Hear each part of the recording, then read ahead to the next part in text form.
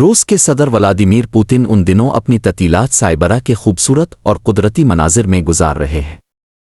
سائبرا، جو اپنی خاموش جھیلوں، بلند پہاڑوں اور سرسبز جنگلات کے لیے مشہور ہے، ان لمحوں میں صدر پوتن کے لیے سکون اور تازگی کا ذریعہ بن گیا ہے۔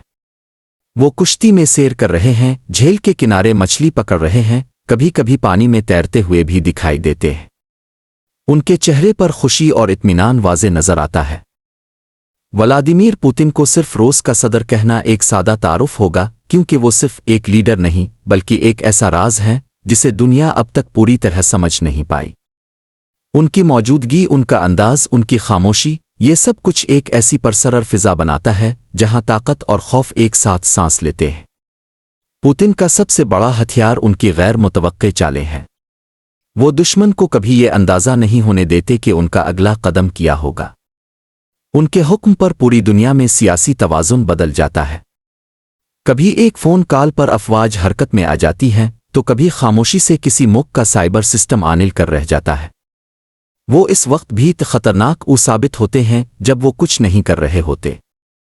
ان کی خاموشی کئی بار عالمی میڈیا میں بے چینی پھیلا دیتی ہے۔ وہ جانتے ہیں کب بولنا ہے، کب رکنا ہے، اور کب خاموشی ہی سب سے بڑا وار بن سکتی ہے۔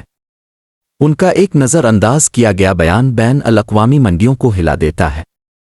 یہی وہ شخصیت ہے جسے دوست اور دشمن دونوں نظر انداز نہیں کر سکتے۔ روسی عوام انہیں طاقت کی علامت سمجھتے ہیں، اور مغربی دنیا ان سے محتاط رہتی ہے۔ ان کے ایک فیصلے سے نہ صرف ملک کی قسمت بدل سکتی ہے بلکہ دنیا کے نقشے پر بھی اثر پڑ سکتا ہے۔ یہ مناظر صرف ایک لیڈر کی چھٹیاں گزارنے کی جھلک نہیں بلکہ ایک پیغام بھی ہیں کہ زندگی میں سکون، توازن اور قدرت سے تعلق کتنا اہم ہے۔ صدر پوتن کا سائبرا میں موجود ہونا اس بات کی گواہی دیتا ہے کہ وہ نہ صرف ایک سخت گیر اور مضبوط رہنما ہیں بلکہ ایک حساس انسان بھی ہیں جو فطرت سے جاڑ کر اپنی توانائی بحال کرتے ہیں۔ جھیل کی لہروں پر تیرتی کشتی میں بیٹھے یہ مناظر ہمیں یاد دلاتے ہیں کہ طاقت اور شہرت کے باوجود ایک انسان کی اصل خوشی سادگی، قدرت اور خود سے جڑنے میں ہوتی ہے۔ جھیل کی لہروں پر تیرتی کشتی میں بیٹھے صدر پوتن فشنگ راڈ تھامے خاموشی سے پانی کی تہ میں حرکت محسوس کرتے ہیں۔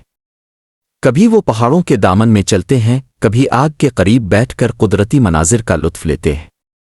ان کے چہرے پر سکون اور اطمینان واضح ہوتا ہے، جیسے وہ دنیا کی سیاست سے چند لمحے کے لیے دور ہو کر صرف فطرت سے باتیں کر رہے ہوں۔ یہ مناظر ہمیں یاد دلاتے ہیں کہ طاقت اور شہرت کے باوجود ایک انسان کی اصل خوشی سادگی، قدرت اور خود سے جڑنے میں ہوتی ہے۔